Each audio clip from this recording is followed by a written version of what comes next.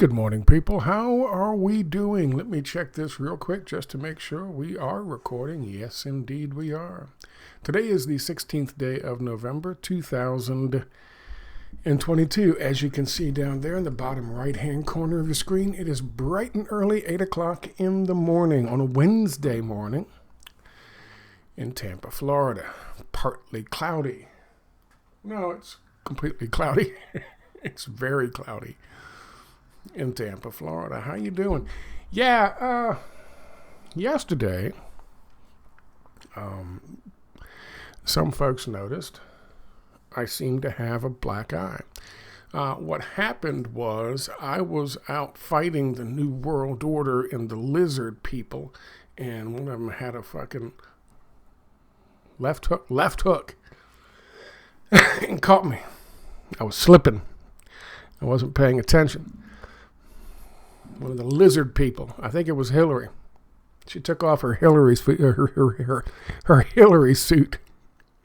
Caught me in the eye.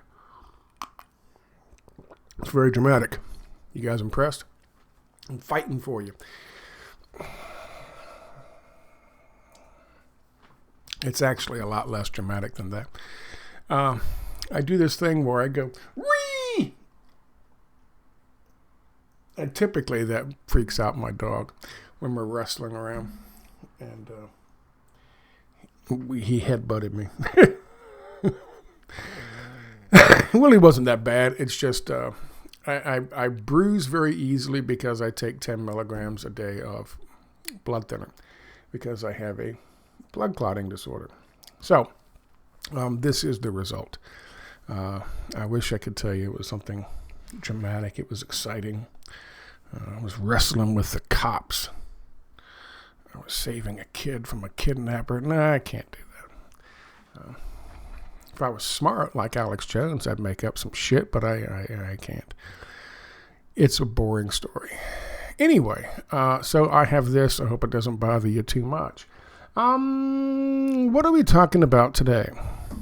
First of all, I saw Jon Stewart, otherwise known as John Leibowitz, who, according to Wikipedia at least, changed his name because when he was getting started in show business, he said it sounded too Jewish.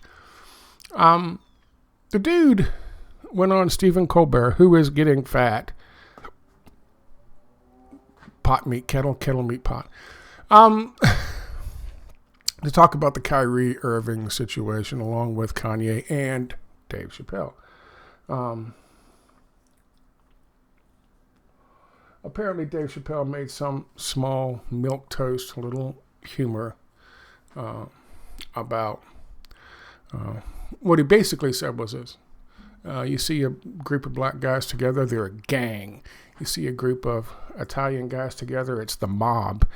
You see a group of Jewish guys together, it's a coincidence, and don't ever talk about it again.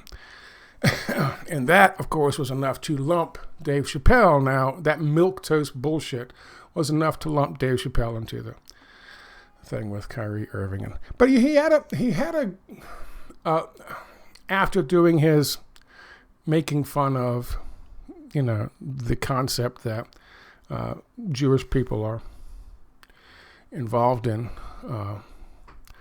upper level management positions in all sorts of industries, including Hollywood, including networks, including fucking news desks, and including, of course, international banking. Of course, to him, that's just a coincidence.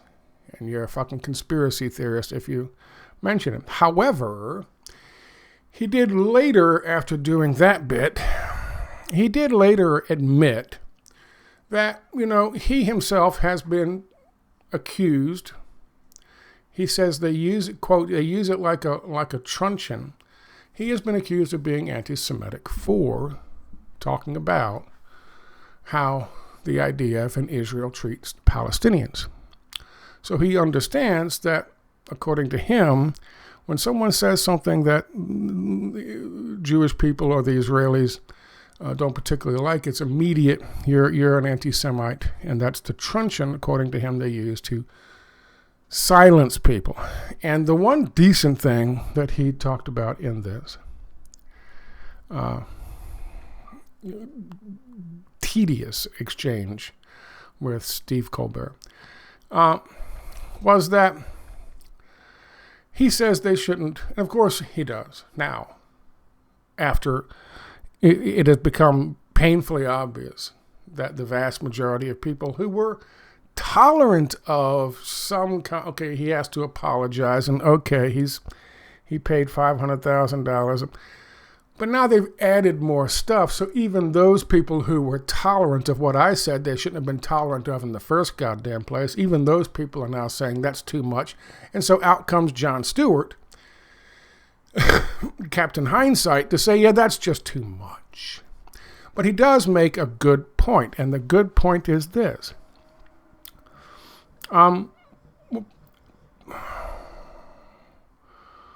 When people say things like whatever the hell it is, you make up whatever, insert whatever fucking trope you want about black people, gay people, poor white trash people, Jew people. Well, whenever they make shit up like that and it comes out, is it really in the best interest of anybody involved to just stamp it out, put it in a box, hide it in the fucking dark corner someplace? And of course the answer to that is no, because that's where it festers. You know, that's I've said this about censorship since the first time they took one of my fucking website, my channel and my website and all this shit away, and when they filed a lawsuit against me. And of course I got this from smarter people than me. That's not the way to combat. Censorship is not the way to combat bad thoughts. The way to combat bad thoughts is with better thoughts and with discussion. Now, one thing that he didn't mention that I will mention is one of those tropes that's quote unquote that's in the book and in this movie is that Jewish people have an inordinate amount of power and influence in all of these different industries. If that's a trope that you're trying to combat because he posts a link to something that makes that claim, and then what do? You have Adam Silver, a Jewish man, put the kibosh on fucking Kyrie Irving and keep him from talking and shut him up and make him pay this and make him do that and make him go get his fucking mind right and stay out of fucking the public eye until he gets his mind right. All that's doing is convincing people who are watching from the outside, well, I guess fucking Kyrie was right. It's completely counterintuitive, and it goes against any common sense in terms of how you should expect to address what Jewish people would say is a misconception. It's absolutely the wrong fucking call to make. Now, he didn't make that point. I'm making that point. But he did say, and to give him credit, he did say that he didn't think that he should be suspended. He didn't think he should be fined. Of course, at this point in time, him coming out and saying that is kind of, thank you, Captain Hindsight. But that's where almost everybody is now, including the ones who are all about standing with their fucking and tossing out those cliches about standing with their Jewish friends, and I don't have any anti-Semitism in my heart and all of that fucking shit. So, I got to give him a little bit of credit for that.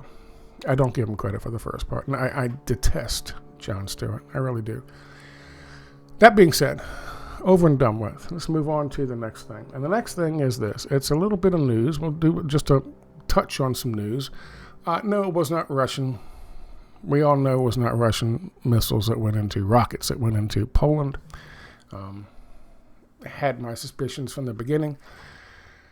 But typically in a situation like this, what I'll do is I'll let things shake out before I jump onto the internet and start talking about things and start looking at pulling up pictures of them and trying to make comparisons. Other people did, and turns out they are Ukrainian. Obviously, they're Ukrainian. S-300 systems. rockets from an S-300 system. And now even Joe Biden is saying, when the reports are, this is how you know it's going down the toilet for them. The reports have now gone back and they've Russians attacked fucking Poland, shot rockets into Poland, and they've turned that into Poland hit by Russian-made rockets. Trying to make sure there's that connection, you keep that connection without actually saying the lie that is clearly a lie. Here's my take on this. People have said immediately it was a false flag. Distraction, possibly, sure. Distraction from what? Distraction from Trump's announcement, possibly. But it happened a little early for that. Distraction from the G20 and B20 and the climate change summit, sure, that's also a possibility. However, it didn't last more than 18 hours, and 12 hours into it, everyone knew, or who counted, that it wasn't fucking Russia who did it. So what was the point? And why would you use rockets that could easily be traced back to Ukrainian S-300, Russian-made but Ukrainian-owned and controlled S-300 rocket system, missile systems? Doesn't make any sense. What I fear was that somebody was trying to target another fucking passenger jet, and they missed because they don't know how to use the system that well, and the fucking rockets went into and landed someplace else. Because in that case, it would be almost impossible for Russia to defend themselves.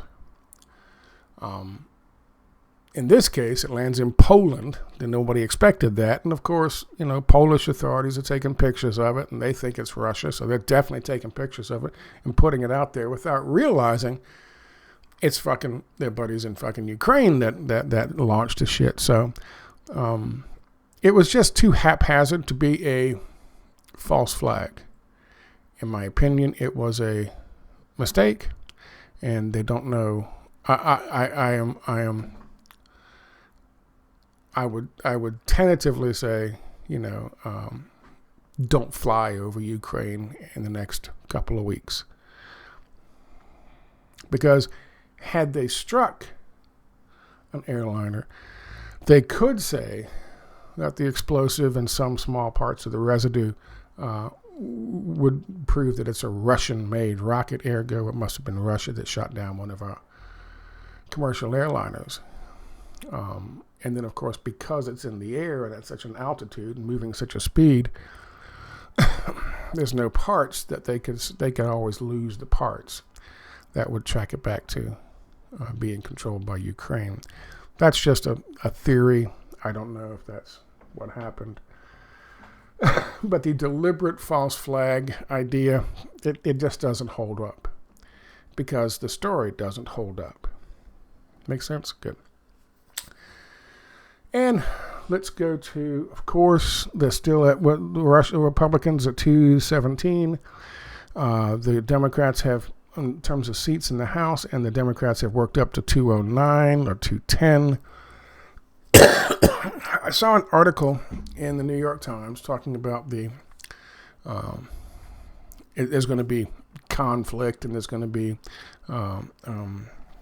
issues getting things passed in Congress. I guess the last 2 years now of Biden's fucking quote unquote presidency. But this is what I told you was going to happen. They're going to have to compromise, and they made the connection. They made the comparison between what's happening now and what's going to be happening to the 2010 part of Barack Obama's second half of his first term in office. And you had the same kind of thing happening where you had divided Congress, and so you had to compromise. And that's what happens. The Democrats always compromise, and they always push the needle further and further to the fascist right. Not all right people are fascists, but I'm talking about the fascist right.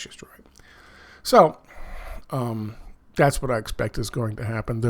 They've come about it. They got to it a different way, but that's what's going to end up happening. You'll have a divided Congress, and there'll be compromise, and those compromises will always be towards doing more privatization,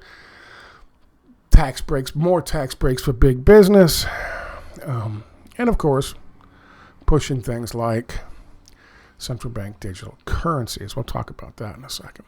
Let's move on to the last bit of news here. What else was that? Was there anything else? There was the Kyrie thing. There was the Donald Trump has announced.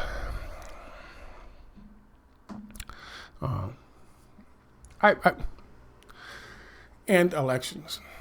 Now fucking Coach Red Pill has come out, Captain Hindsight, and said, there's something going on with the elections. No shit, dumb fuck. There's been a number who've come out, and said this. They weren't saying this years ago, but they've come out and said this now. No shit, dumb fuck. It's obvious. And here's the thing. I've talked about, I've obviously covered election rigging for quite some time, but I've always said that one way to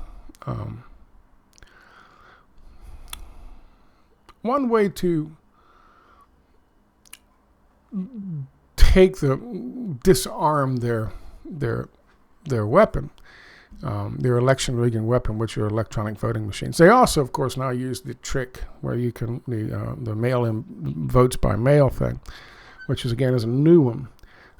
But I've said that if there was such an obvious candidate who was clearly going to win, according to all the fucking polls, they can't really get away with it. They can't really do it because it would draw attention to what they're doing. Well, they've drawn attention to what they're doing. They've done that. They've crossed that Rubicon, and there's no going back from that.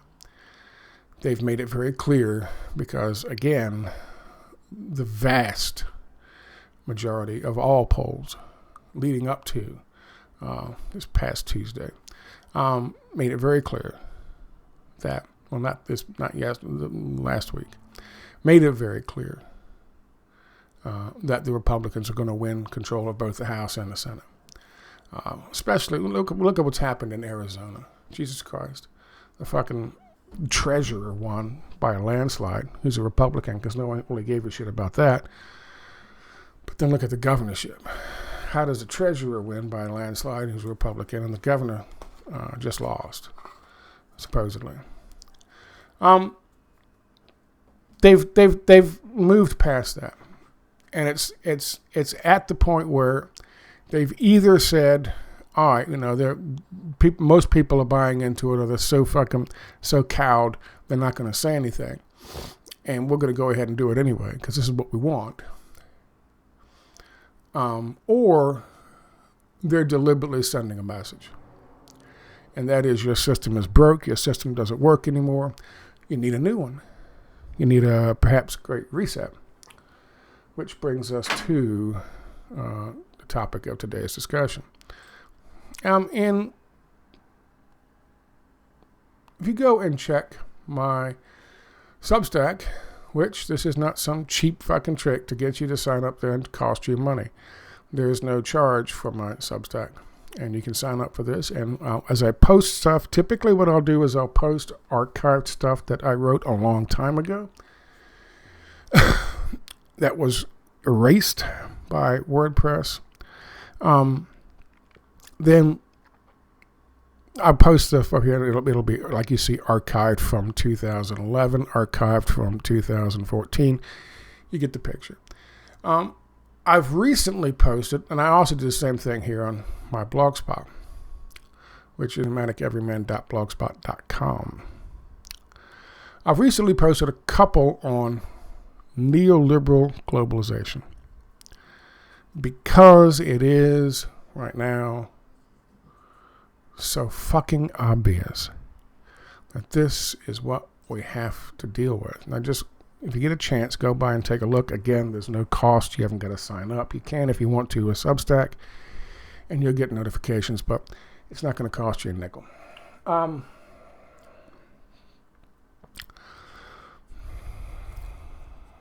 Ever since I've been doing this, and I've been going back looking at my stuff, and I started in 2007 writing, but I was actually doing stuff and writing on websites even before that, thing that used to be called Fire Dog Lake, and David Swanson's website. I was posting stuff, but a long time ago. Anyway, so I've got stuff dating back to 2007. The reference to New World Order, people have made erroneous claims that the New World Order is all about big government deciding it's time to go full-on commie. And that's what the New World Order is. So we have to strike back and fight back against government and communism. Well, interestingly enough, the New World Order is actually about business and fascism. And there's nothing more that a fascist business interest would want you to do than to fight against what you believe are your own governments imposing communist ideology. And that's what I've had to deal with. Since at least 2007, dating back even before that.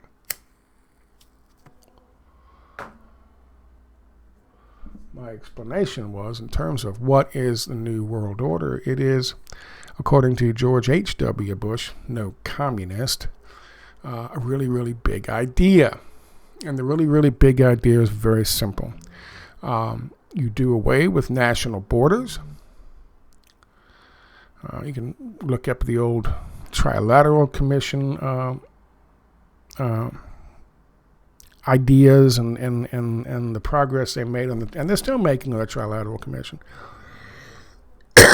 You have regions, and you'll still hear some of them talking about nations and they'll slip and talk about it as a region.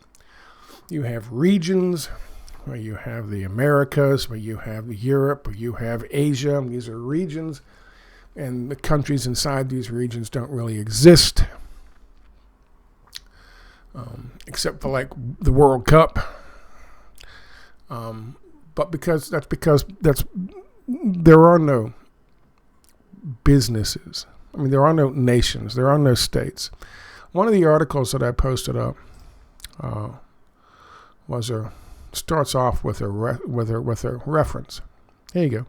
Hope you change the agenda, cognitive infiltration of dissidents and the unprecedented deregulation of business, aka fascism. You get up on your little 21-inch screen and howl about America and democracy. There is no America. There is no democracy. There's only IBM and ITT and AT&T and DuPont, Dow, Union Carbide, Exxon. Those are the nations of the world today. We no longer live in a world of nations and ideologies. Mr. Beale. Now that is from that work, as you might know. 1979-ish, I think, in that area. We understood, or some did, and tried to warn us that this is where it's going. Businessmen sitting behind closed doors, away from cameras, who lead major corporations and banking institutions, or they're just flat out billionaires and trillionaires, or members of certain royal families who are also billionaires and trillionaires because of their connections to government and big business. And they have leaders of governments, and they get together and they map out what is going to be the course of the country that this particular politician runs, or this particular or all of them together.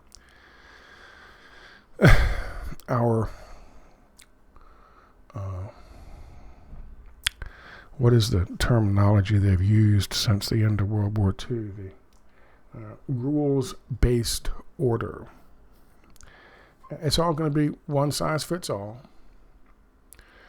because there are no individual nation states that will be doing things that are unique to their nation state and good for their citizens in their nation state within their borders. That doesn't exist anymore.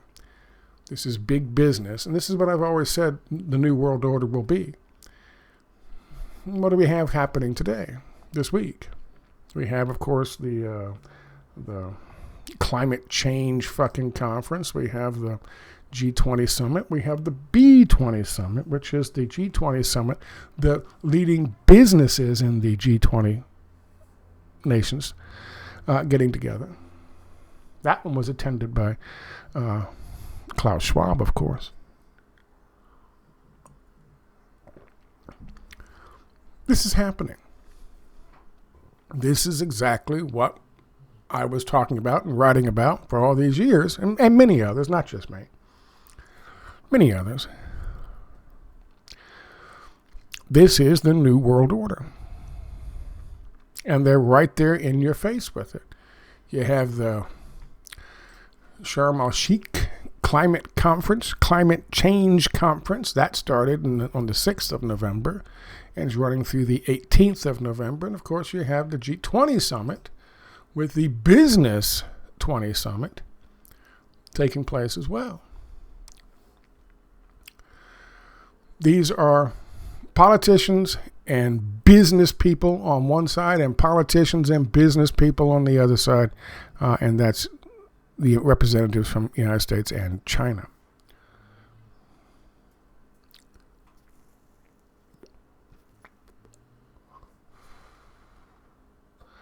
I wanted to read something to you. This is the glorious new stadium built by Qatar. Qatar? I've heard different things. I'll call it Qatar. It sounds better. To house the 2022 World Cup games, which have just started, I think. And they're supposed to run all the way through the holidays. And you got all kinds of commercials and people advertising this thing and talking about how wonderful it's going to be. The World Cup, once every 4 years. And, of course, the United States is involved in the World Cup. There we go. We are in Group B. And this thing is going to kick off pretty soon. The world can't wait, we're told. With a lot of very well-funded commercials featuring all kinds of celebrities, including Tom Brady, and Mariah Carey, and I think it was Mariah Carey, and all these other celebrities. They just can't wait. And they show exciting pictures and exciting videos from one goal scored in 90 minutes. Who the fuck knows? All the beautiful people are going to be there. Celebrities will be there. Athletes will be there. It's the see and be seen event of the last 4 years. And Qatar is very proud that they're the ones where this is being held. The Atlantic magazine back in March of this year, The Athletic, not The Atlantic, The Athletic, they raised some interesting questions. Why is it being held there? And is it controversial? It is controversial. It's beyond controversial. Qatar is a kingdom. It is not a fucking democracy. And they have a horrendous human rights record. I believe it was Qatar. I don't think it was the United Arab Emirates. I believe it was Qatar back when a bunch of these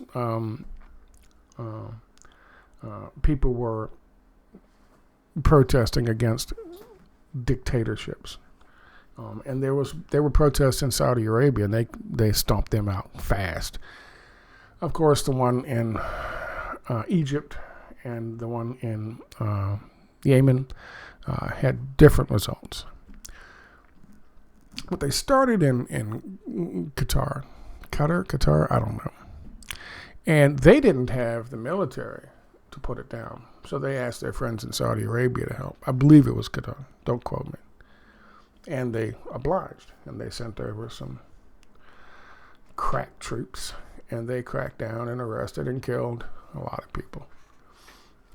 But that's not the worst. And you're asking, I guess you're saying to yourself, there's a connection here, Scott. I don't get it. You just talked about neoliberal globalization and the fucking all this, and the new world order taking place right now, right in front of us, while they at the same time show us with our elections that they are rigged. Now you're talking about the World Cup. Sports ball. I don't get it, Scott. You will.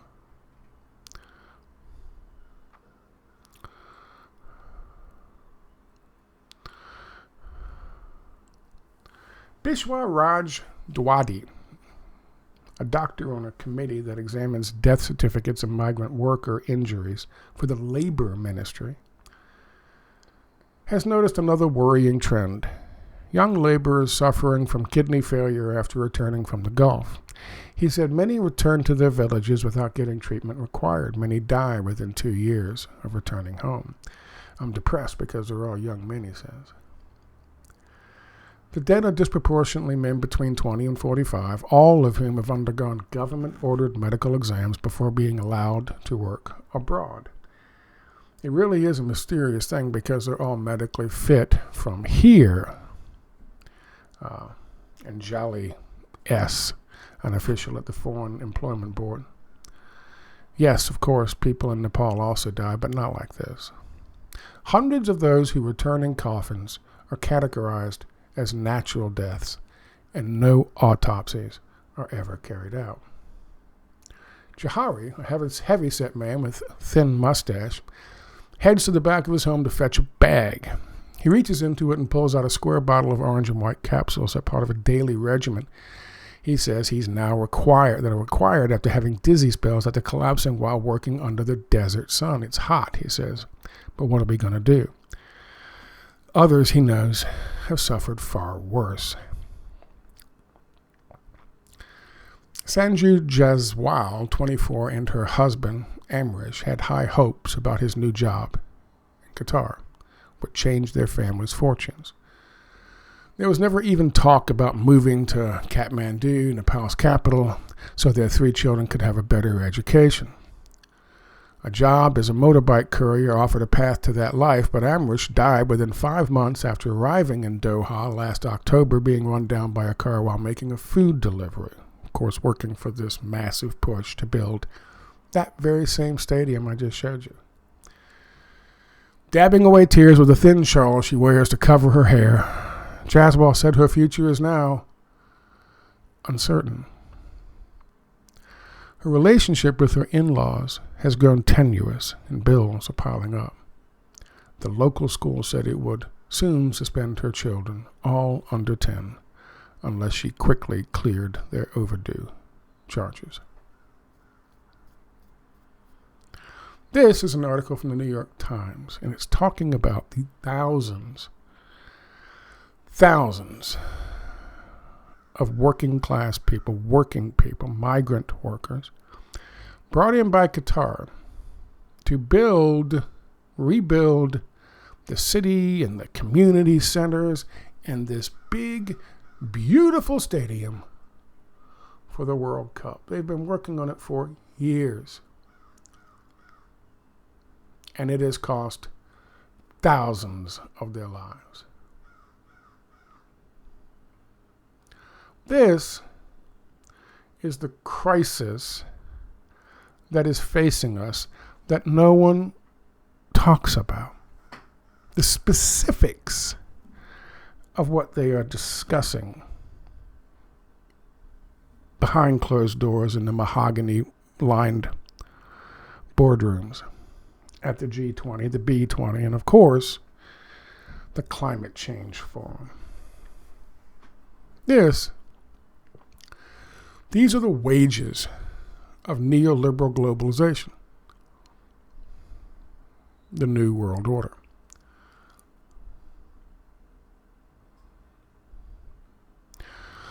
Over the years, I've told you multiple times that I am, of course, on the left, but not the fake left, the real left. And the real left, like, what was his name? Chavez? Not Hugo Chavez.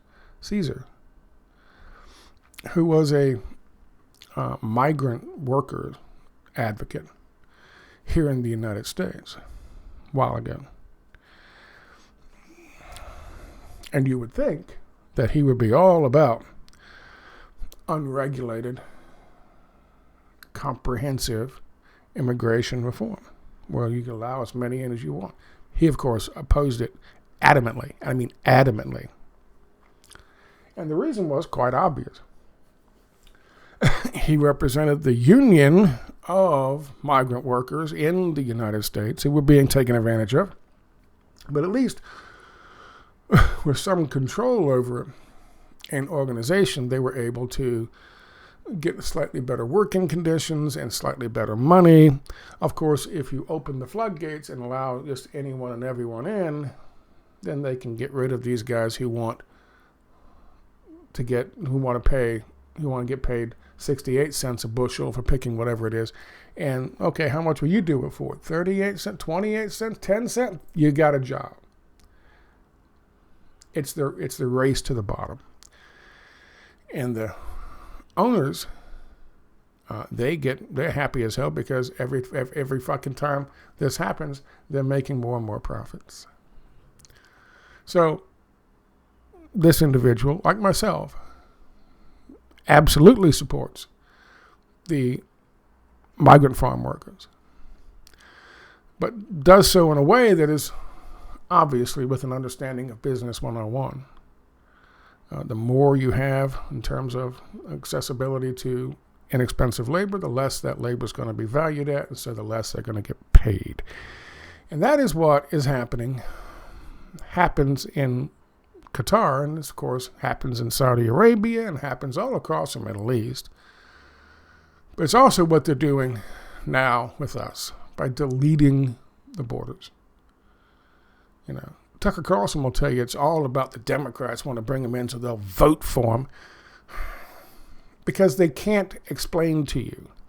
They can't explain to their audience that it's really not so much a thing about getting votes because they steal elections now, but it is about providing cheaper and cheaper and cheaper labor, degrading the wage structures for big business. And that is a fact, but they won't tell you that. Just so you know where I stand on the matter. I want to explain to you just a little bit if I can. This is from Encyclopedia Britannica. Not a whacked out commie website. This is just talking about neoliberal globalization. Or, as I've put it before, the New World Order. Now, the Great Reset. Quote, the dominant form of globalization is neoliberal globalization. According to critics, neoliberal policies aim at creating a framework for the economy that makes it possible to raise profits by minimizing the cost of investment, reducing social security, and preaching individualism. With the rise of neoliberalism, they argue, all of society is increasingly dominated and penetrated by economic logic. That is, the logic of commodities and accumulating financial capital. The world is a business, Mr. Beale. Neoliberalism is also often associated with the following characteristics. I'm going to read some of these to you, and I want you to Think about them and tell me if you've heard them, I don't know, in another alt-political movement, economic, ideological movement from, I don't know, started about 1971, say. The state withdraws from all areas of social life. The welfare state and collective responsibility are destroyed.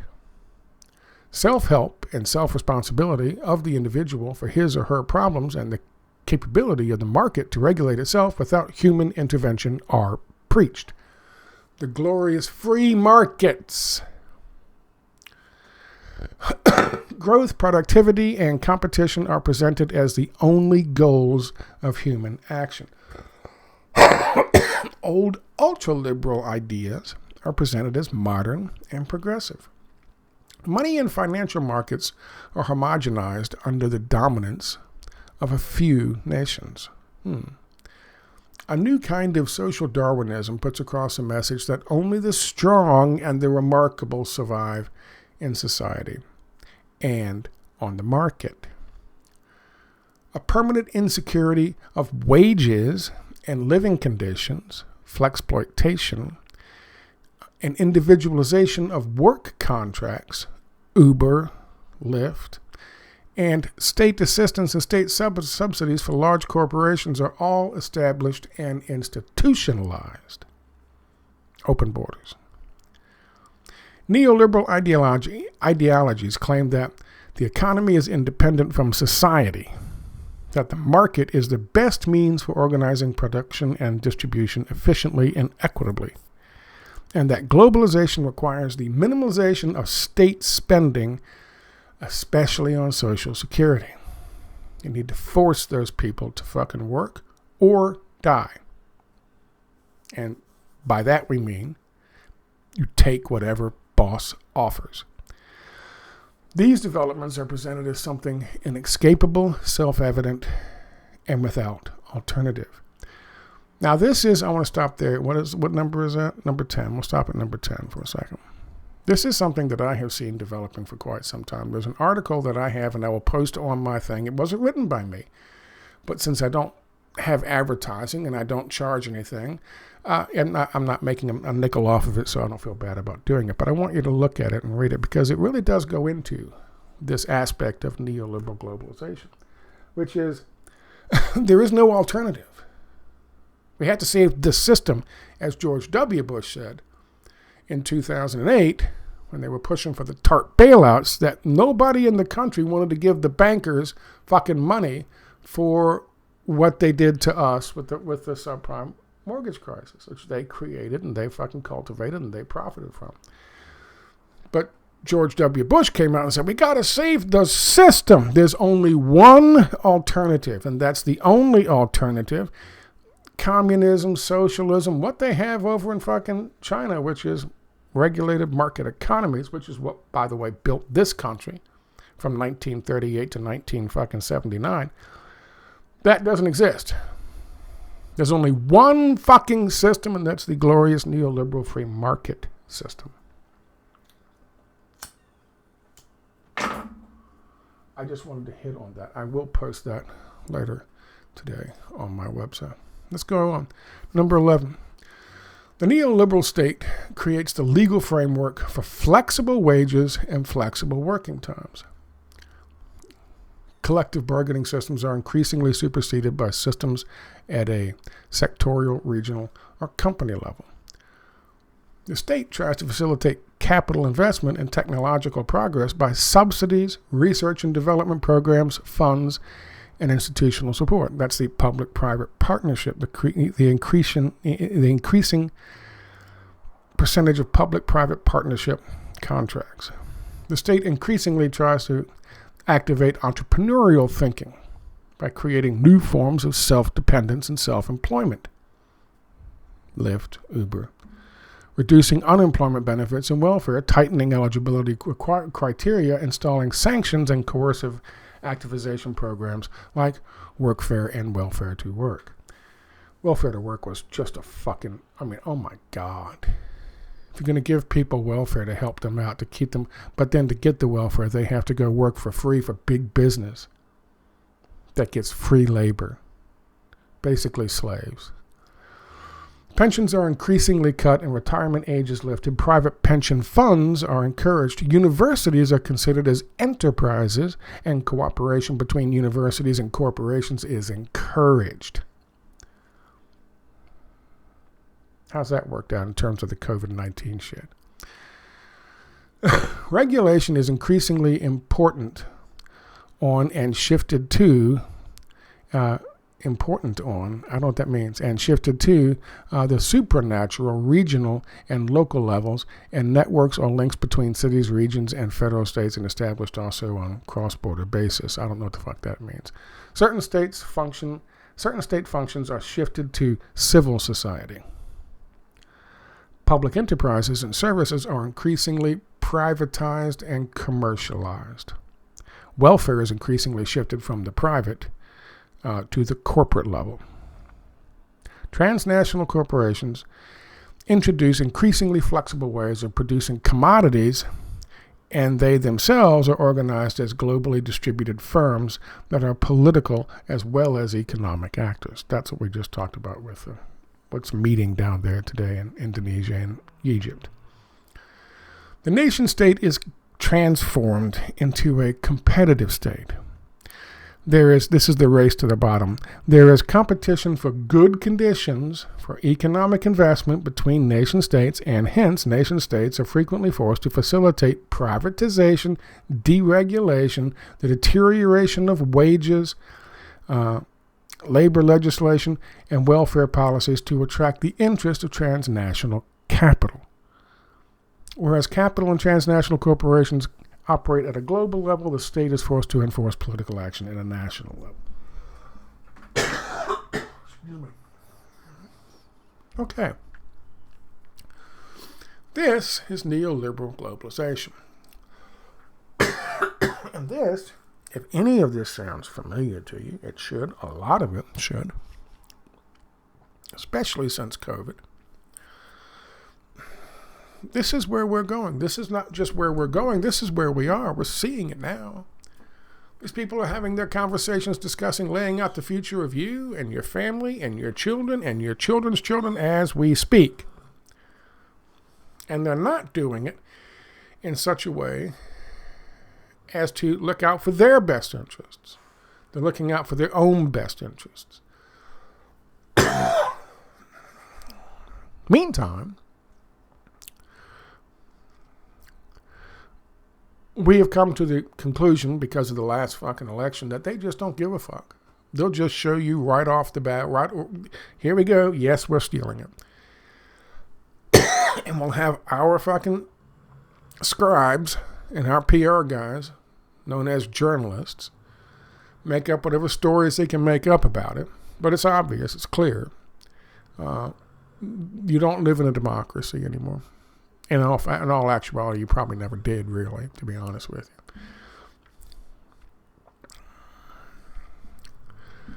Now, the question about this. Why am I showing you this? Because this is the model.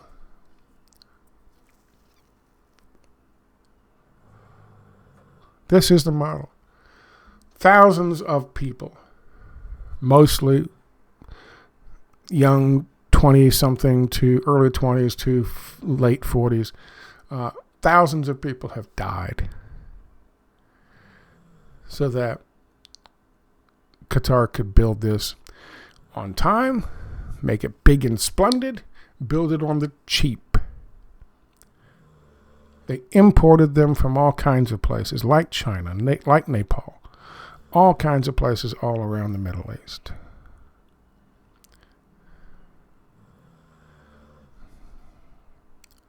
This is the model they intend to impose on all of us. It is extremely profitable,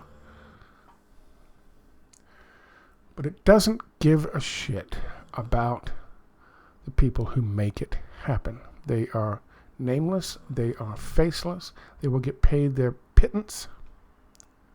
They will live like this. And when they're done and all used up and broken and can't hardly stand anymore, they will be shipped off. And trust me when I say this, there'll be no disability checks for these individuals. They will be literally trash on the street. Like this woman who lost her husband when they had plans for a new life. This is the fucking callous horror that neoliberal globalization presents. On the face, it's glitz, it's celebrities, it's flash, it's the hope for tomorrow, but this, she, and those 3 children are the reality.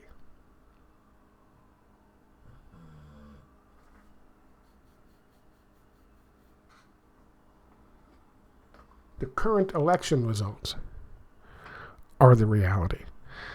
The idea that you have growing in the back of your little fucking mind that it don't matter who you vote for in 2024, they're going to get whoever they fucking want and put them in place. That's the reality. That is the New World Order. And several of us, over the years, decades, have been warning about it. And here it is. It is now our reality. The question is, what do we do about it? Some people have suggested, and I am probably right there with them, although since I am disabled, I am not currently employed. It's not fair for me to say, but a general strike would be the only real solution. Of course, unfortunately, they are smart enough to insert into the fucking strike movement controlled opposition people to lead it in such a way that nothing is ever achieved by it. Same thing they did with Occupy, same thing they did with Black Lives Matter, really. It's difficult. But part of it is having the discussion. Part of it is just like what I first started talking about today.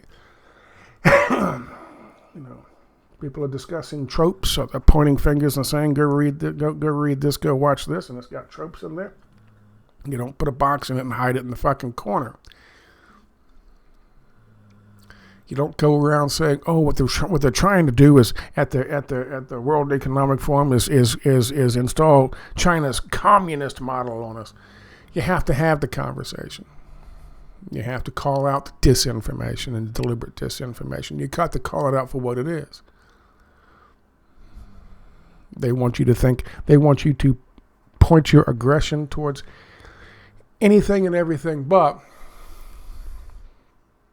those who are actually doing it and what they actually intend to do with it. I just told you what they intend to do with it. That's neoliberal globalization. And we are watching the end game in this unfold right before our very little eyes. And yeah, the best I can do at this point in time is lay it out there and explain it and talk about it as best I can. Yeah, I'll give you an example. Yeah. We're talking about this fucking not oil or Noda oil with the fucking dumbass kids gluing their fucking hands and putting glue on their hands and sticking it to a wall and throwing fucking some fucking Campbell's soup on a painting or a piece of plastic covering a painting, as if that means anything. And you have these dumbass kids who are fucking high on their own self-righteousness standing there talking like they know what the fuck they're talking about. And of course you have us, or some of us, stepping back saying, wait a minute, this shit's funded by the goddamn oil industry. What are you talking about? Really?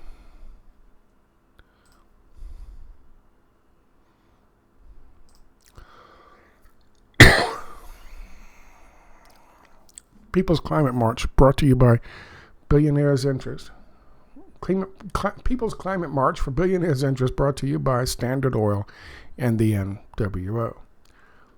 That was 2014. It was over 8 years ago. Talking about Rockefellers and how they've been funding all of this shit for a very long time. It's not new. It's not new. You have to understand the Rockefellers created the University of Chicago School of Economics, a.k.a. Neoliberal Shock Doctrine Globalization. And the Rockefellers created the global warming climate change movement, and the Rockefellers created the People's Climate March. Not what you call new. However, it's still important to call it out. That's what neoliberal globalization is. That's what the New World Order is. That's what the Great Reset is. You got 2,000 mega multinational corporations and their CEOs. You've got banking cartel leaders. You've got multi-billionaires. You've got trillionaires, I'm sure, at this point. And they are all partners in the World Economic Forum. And if you think for some stupid reason they've all decided to go commie all of a sudden, it's not. That's what we're looking at. And what I've shown you happening in Qatar, with just two little cases. The man who's broken and can't work anymore and living in poverty and destitution. And the woman is probably today, right now, on the street with her 3 children. And God fucking knows what's going to happen to those kids. And no one cares. Her husband was used up. And now the businesses that are her landlord, the businesses that are the school, they don't care either. Because they're all about the fucking bottom line. Corporation is usurping humanity. And only if we allow it to continue.